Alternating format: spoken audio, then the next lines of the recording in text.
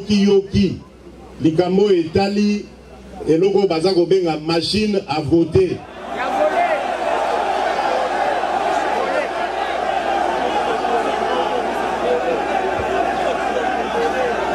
Kaka ndenge bolobi toboyi yango. Sango ya malamu na makambo nyonso wana bozali koyoka ezali sango ya retour ya nzoto ya Mowei na biso Etienne Tshisekedi wa Mulumba.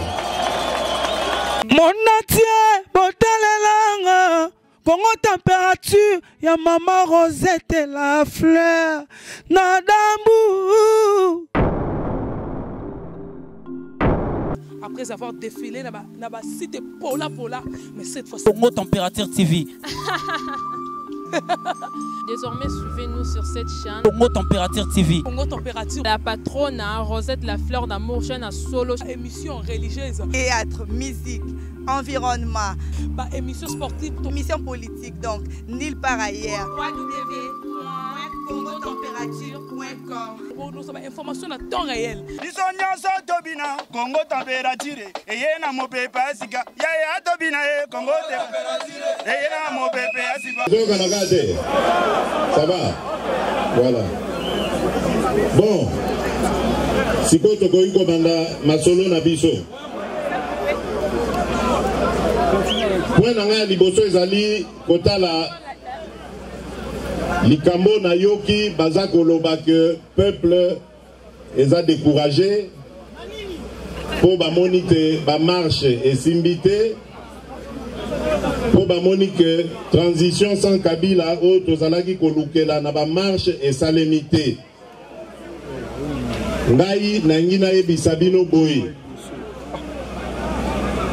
lutte oyo babengi combat pacifique. Boye bake combat pacifique ezalaka na ba succès na ba défaite. Pour être à partir du moment où toboyi komema mandoki toboyi kosimba mbambeli makonga poto sala na mabe tokobanda ko avancer à petits pas. Mais bozala ya ko décourager te pour likambo esalemi lelo ezali conséquence ya ba marche oyo to salaka likambo yo ya oyo bomoni que manifestation esalemi ezali pona ba bon vouloir ya ba voisin te ezali pona makasi na biso to salaki pression na kati ya mboka. Likambo yo ezali cadeau te ezali conséquence ya ba pression ya bana Congo yango nazali kosenga bango ba voisin ba continuer kosala ba acte ya bonne foi et suki wana te tozali lisusu na décrispation. Na kati ya décrispation wana tozali na bandeko o bazali nanu na boloko na moment tozali kolobawa. Tozali kokanisa Franck Diongo. Tozali kokanisa Eugène Diomi Ndongala. Tozali kokanisa Jean-Claude Muyambo. Biso pe bana UDPS tozali kolela ba jeune na biso bazali kuna. Ba petit na biso ba Christian Lumu, ba James Kachingu, ba Jekobeya. Bango nyonso esengeli babima yango tozosenga ba voisin bayoka sonité ezali likambo ya ko perdre face te ba poser acte ya malamu bazongeli makambo ya o ezali na nzela likambo ya ba marche likambo ya ba manifestation politique ezongi autorisé. Donc ça veut dire que Bazali Nanzela Malamu va continuer Nanzela Wana. Na kopé s'appelle Longoni na police.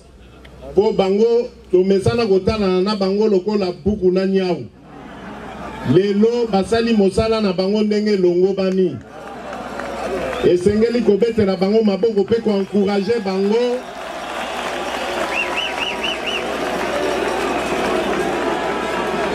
Et sengeli kobete la bango maboko pe ko encourager bango ba continuer na mosala wana. Mosala ya République ezalaka bongo. Na République babomaka ba citoyen pour la liberté te. La République banyonga ka citoyen te. Pour citoyen na impôt na ye na pas qu'on a ye nde bafutaka policier bafutaka soda. Esengeli batala biso lokola baninga na bango lokola bato basalaka ke bango bazala batika kolanda mibeko ya mabe mibeko ya lokuta na oyo etali likambo nazali koloba ya autorisation ya ba manifestation esengeli ba oyo bakangaki bakambango ba continuer ndenge tolobi babimisa baninga na biso o bazali na boloko awa ba autoriser pe baninga na biso bazali libanda ya mokili ya mboka bazonga nazokanisa bandeko lokola Moïse Katumbi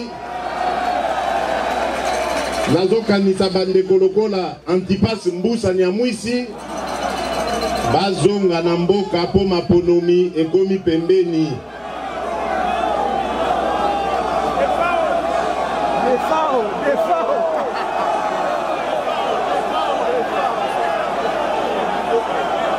Mais des fois on va politique ite.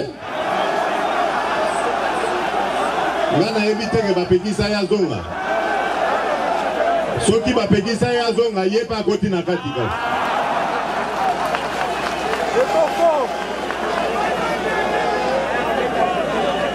Alors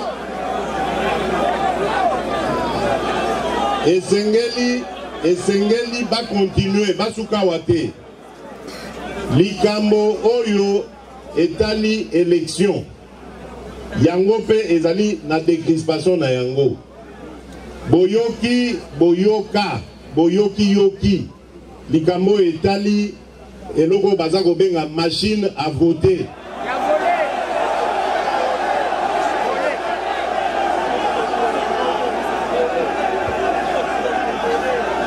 Kaka ndenge bolobi toboyi yango.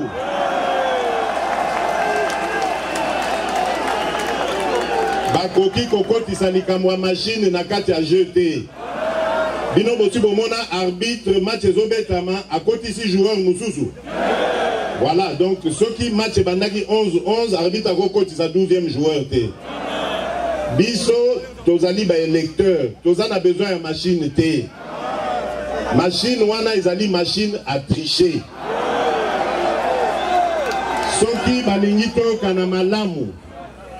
Soki balingi toyoka na malamu, balongola likambo yo etali machine à tricher. Likambo mosusu oyo ezali na processus électoral ezali likambo affiché. Bolandi bango balobi que voilà ba nettoyer fichier wana siko ekomi pe bato nyonso bala na kati nde ya solo mais biso tolobi ezali lokuta. Fichier wana esengeli OIF, Organisation Internationale ya Francophonie, na ba expert na biso banso bazala wana po ba vérifier eloko wana. Tokoki kondima bindimela te. Parce que na kati wana etikali à peu près, selon ba spécialiste, à peu près lisusu 8 millions d'électeurs au bazali na kati wana ya lokuta. Or, likambo wana toyebi ndenge ezalaka. Po biso toali lokwa toswama na nyoka na 2011, toyebi ke ba jeu wana ekoleka te. Likambo mususu ezali oyo ya serveur. Ndenge na lobi audit nango lokola kosalema na oyo ya fichier esengeli pe esalema na oyo ya serveur. Po biso tozali na confiance na seni te. La preuve que tozali na confiance te. UDPS ekomela seni tango masolo oyo ya dialogue ya Senko esilaki toyokanaki kuna que parti oyo lingi ko changer délégué na ye kuna na kati ya seni il suffit kaka bakomela président ya assemblée eloko wana ko salema. Banda secrétaire général Nabiso a commis la président de l'Assemblée nationale depuis janvier 2017. Ti lelo délégué Nabiso na nubatete. Ponanini. Parce que poste où il y a rapporteur, il y a Seni, et zali poste stratégique nesika où il y a tricherie.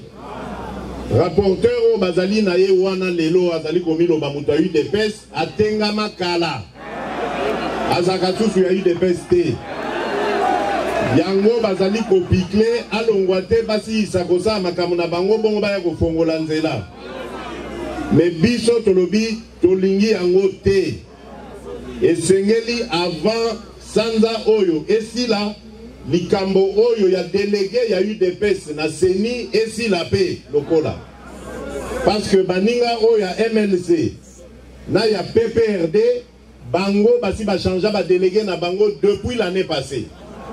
Comment se peut-il que ceux qui commis lisolo à UDPS bake kobimisa batu moko bazanga nzela baya kolobono biso ba député à UDPS songolo biso pakala toza koboya yango tolobi soki balingi kimie zala basala likambo wana na pete nyonso toyokana na bango to surveiller ba élection wana elongo sinon soki toza batie biso na ba condition ya kokoka komona clarté na processus électoral tokozwa décision tokozongela kaka bino peuple bino ba combattant bon lever option nini tokozwa pona ba élection wana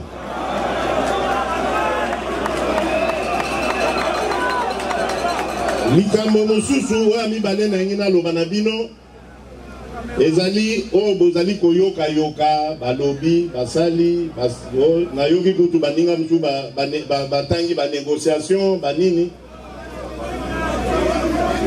nalingi naloba boye UDPS viva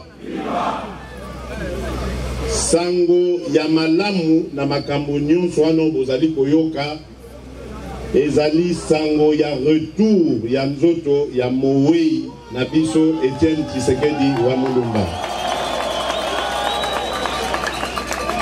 nde masolo wana ebetamaki ebanda ndenge bokoyi boyeba bino moko puisque boyoka yoka ngo ebanda depuis année passée tango kondo président atikaki biso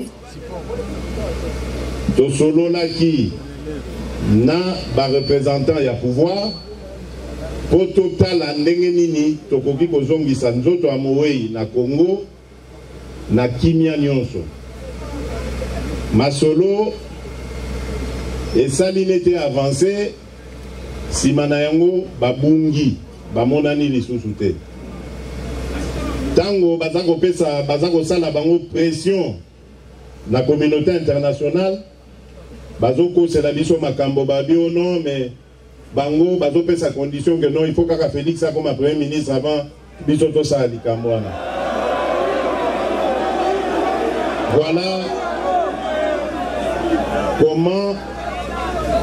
voilà comment faire traîner likambo ya matanga oyo etouché congolaise nyonso na congolais nyonso faire traîner yango likolo ya mépris likolo ya koina likolo ya kanda oyo ezanga tina alors que na culture na biso ya babantu soki moto awei automatiquement totikaka makambo nyonso ya bitumba tovandaka kimia ti bakokunda Mowei bongo nsima nango soki bitumba ezalaki ekontinue me tala bandeko oyo tobungisi oyo ya biso président ça fait plus d'un an bazalaki na souci ata moko te ya kozongisa nzoto na ye awa au contraire même bakoseli biso kutu na makambo ke tozali konégocier primature alors yango naza koyebisa bino que likambo oyo il y a négociation sur le retour du corps et si et Sili. Botala qui communiqué et lobby, voilà. Toyokani biso na pouvoir pour mais il y a Etienne Tshisekedi Ezonga na Kinshasa. Date et vanité parce que bon mon binomo document zaki na date ezali kaka simplement parce que esengeli esikawana o bazui na ntsele esengeli batonga yango nanu bozela nanu bozela tokosola likamwa ntsele wana tokosolola likamwa ntsele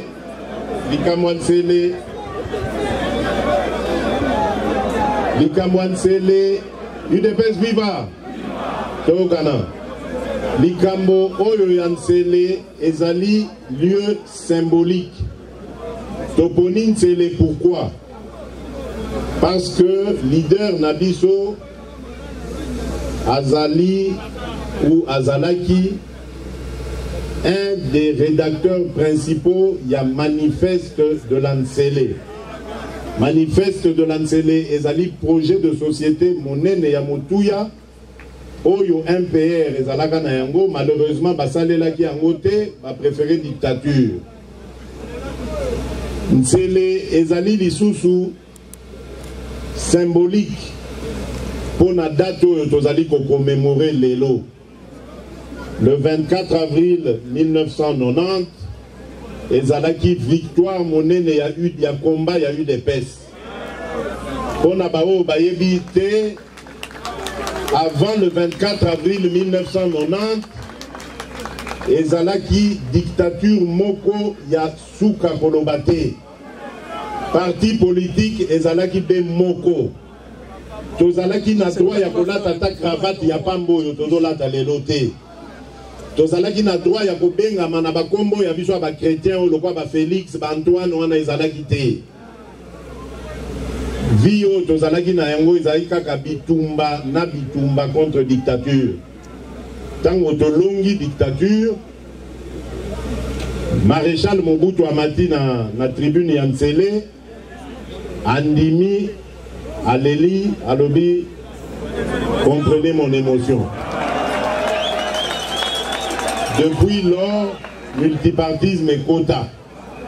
Pour y azaka koloba tatabo moko biso tozako loba tenez bon l'UDPS vaincra. Ti UDPS est vaincre. Donc ba symbole mi balé wana et sali que lokola tozalaki kopotana na bango. Ba boyi kopesa biso esika na ville tolobi OK terrain wana pe ezali ya Nsele ezali symbole monene. Président Nabiso d'ailleurs azalaka na habitude ya kokendaka ba côté wana chaque week-end, chaque dimanche asalaka ba exercice na ye. Eza côté moko tokopemisa ye nanu na kuna na boboto en attendant peut-être tant oui de paix c'est kokoma na pouvoir tout ça il a un mausolée monene.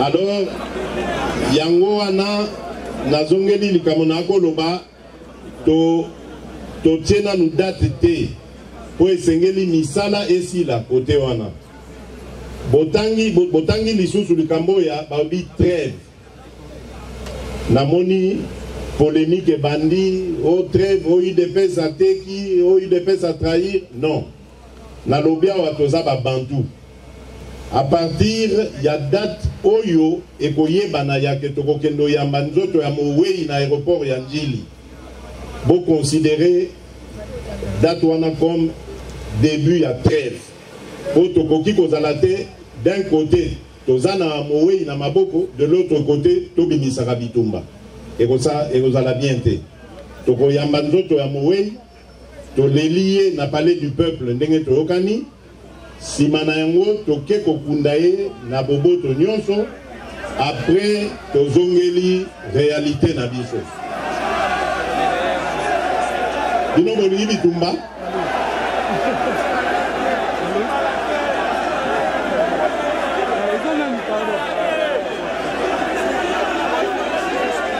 te boza calme Boza calme, ba provocateur ba rosalate. Ba provocateur ba rosalate, que rosalate biso moko bana ya Etienne Tshisekedi.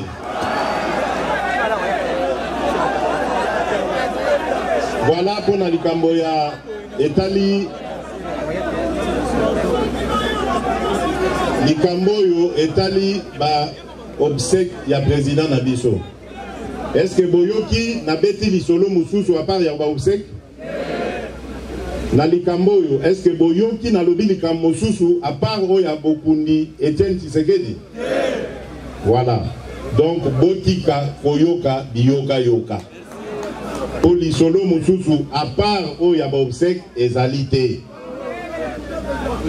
Bino moko botindaki ba délégué na congrès. Ba délégué wana ba voté ngai à 98% président national ya UDPS. Basuki wana te. Balobi tolingi ozala candidat na biso na présidentielle. Bongo siko bokomo zongi sanga sous na primature.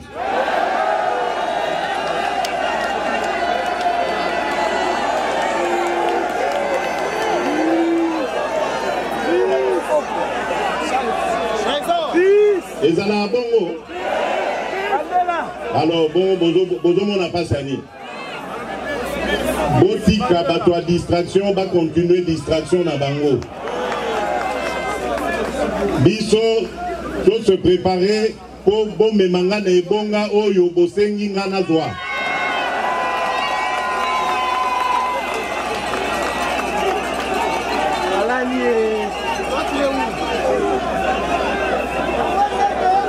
Polémique na bandi esili. Bolanda bilanda landate boyoka biyoka yokate. Ba journaliste ebele mosala na bango koluka koteka ba papier na bango. Okoyoka akokoma français penza nyonso ya tanga banda primaire ti na université. Nyonso wana po la kisakaka ke azana raison. Nzokande azako sala roman na ye, azako sala biloko ezouta na mutu na ye. Na yebisi bino na répéter volonté na bino ezali nazala candidat na ya UDPS na présidence ya république pour na gagner yango. Donc siko bozoto ngisanga na primature lisusu. Je crois que c'est clair. Alors en tant que président esengeli nayebisa bino makambo nini makoleka